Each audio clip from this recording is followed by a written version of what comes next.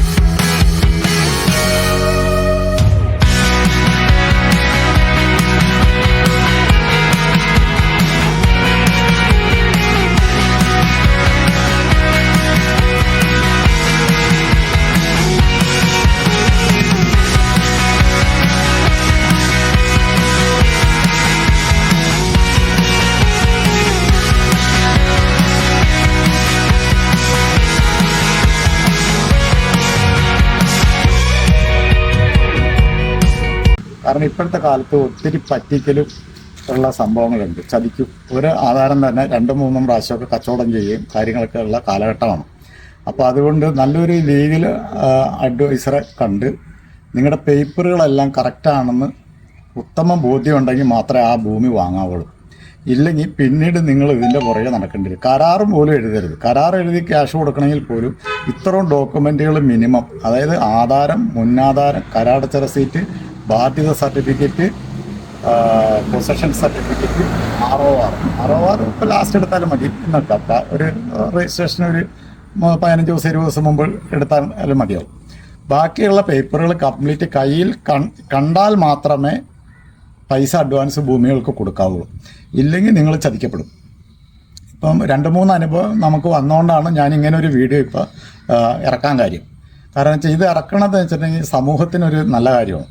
കാരണം ഒരു ഭൂമി വാങ്ങാൻ തന്നെ ഒന്നും അറിയാൻ പാടില്ലാത്തവനെ വന്നെങ്കിൽ അവൻ ഈ പേപ്പറൊന്നും നോക്കില്ല, വില പറഞ്ഞു, പൈസ കൊടുത്തു. കുറച്ച് കഴിയുമ്പോൾ ഈ പേപ്പറുകളൊന്നും ശരിയല്ല, അല്ലെങ്കിൽ ആൾ വിദേശത്താണ്, നിലവിൽ സ്ഥലത്തില്ല, എന്തെങ്കിലുമൊക്കെ കാര്യങ്ങൾ ന്യായങ്ങൾ പറഞ്ഞ് ഈ പൈസ കിട്ടാനായിട്ട് ഡിലേ ആവുക, അത് പൈസ കിട്ടാണ്ട് ചെയ്യുന്ന ഒരവസ്ഥയിലേക്ക് എത്തിച്ചേരുന്ന ഒരു സമ്പ്രദായം നമ്മുടെ നാട്ടിലിപ്പോൾ കുറേ കണ്ടുവരുന്നുണ്ട്. അതുകൊണ്ടാണ് ഞാൻ ഇങ്ങനെ ഒരു വീഡിയോ എല്ലാവർക്കും വേണ്ടി ചെയ്യണത്. അപ്പോൾ അതുകൊണ്ട് ഭൂമി വാങ്ങാനുള്ളവർ നിർബന്ധമായിട്ടും വാങ്ങുന്നവർ ഈ പേപ്പറുകളെല്ലാം ഒരു അഡ്വക്കേറ്റിനെയോ അല്ലെങ്കിൽ നന്നായിട്ട് അറിയാവുന്ന ഒരു ഏജൻറ്റിനെയോ കാണിച്ച് തൃപ്തി വരുന്നതിന് ശേഷം ഭൂമികൾക്ക് അഡ്വാൻസ് കൊടുക്കാൻ പാടുള്ളൂ. വിശ്വാസത്തിൻ്റെ പുറത്തേക്കാന്ന് പറഞ്ഞ് നമ്മൾ ചെയ്യും, ലാസ്റ്റ് ഈ പൈസ ഒന്നും കിട്ടൂല. അവരുടെ ചിലപ്പോൾ വലിയ എമൗണ്ടൊക്കെ ആണെങ്കിൽ ചിലവായും പോയിട്ടുണ്ടാവും, ബാങ്കിലടക്കോ അല്ലെങ്കിൽ കടം മേടിച്ചവർക്ക് കൊടുക്കോ എന്തെങ്കിലുമൊക്കെ ആയിട്ട് ഈ പണം പോയിട്ടുണ്ടാവും. അപ്പോൾ അതുകൊണ്ട് ഭൂമി വാങ്ങാനുള്ള ഒരു നിർബന്ധമായിട്ട് ആധാരം, മുന്നാധാരം, കരാടച്ച റെസീറ്റ്, ബാധ്യത certificate, possession certificate, location sketch, ഇങ്ങനെയുള്ള പേപ്പറുകൾ മിനിമം കണ്ടതിന് ശേഷം മാത്രമേ ഭൂമിക്ക് അഡ്വാൻസ് കൊടുക്കാനോ ഇടപാട് ചെയ്യാനോ പാടുള്ളൂ. ഇപ്പോൾ ബാങ്കിൽ തന്നെ 1, 2, 3 ബാങ്കിലൊക്കെ ലോൺ ഉണ്ടാവും ചില വസ്തുവിന്. ആദ്യം ഓണർ ഒന്നും പറയില്ല, ഓണർ കച്ചവടം നടക്കട്ടെ എന്നിട്ട് അഡ്വാൻസ് കിട്ടട്ടെ എന്ന് പറഞ്ഞ് കയ്യിൽ കിട്ടും, അത് മേടിച്ച് കയ്യിൽ വെക്കും. ലാസ്റ്റ് ഇത് തീർ നടത്താൻ ചെല്ലുമ്പോഴായിരിക്കും അടുത്തുള്ള പ്രശ്നങ്ങൾ. അറിഞ്ഞിരിക്കേണ്ടതായ കാര്യമാണ്, എല്ലാ മനുഷ്യരും അറിഞ്ഞിരിക്കണം. കാരണം ഇപ്പോൾ ഒത്തിരി പൈസയൊക്കെ ഉള്ളവരാണെങ്കിൽ ആരെങ്കിലുമൊക്കെ വിശ്വസിച്ച് പോയി മേടിക്കും.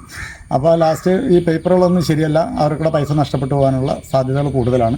അതേ സമയത്ത് ആ പൈസ തിരിച്ചു കിട്ടാനൊക്കെ ബുദ്ധിമുട്ടുണ്ട്. കേസുകളുണ്ടോ കാര്യങ്ങളുണ്ടോ ഒന്നും അറിയില്ല.